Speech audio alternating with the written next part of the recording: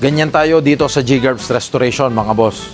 Kung anong nakikita nyo sa labas, ganyan din ang makikita nyo sa loob, lalo na sa pang-ilalim. Kaya abangan nyo dito, LC105, full restoration.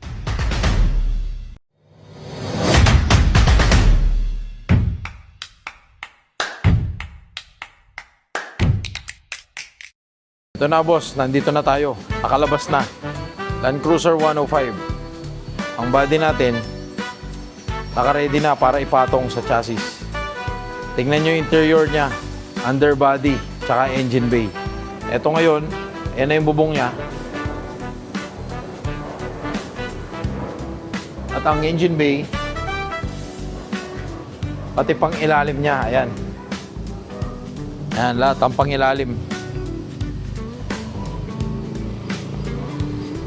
Susunod, ito naman, yung interior natin. Flooring, tapos na rin lahat ng floor, tsaka sa bubong natin. Ayan. Ayan ang ceiling. Kaya abangan ninyo boss, ang update natin dito pag naipatong na natin sa chassis ang LC105 dito sa G-Garbs Restoration.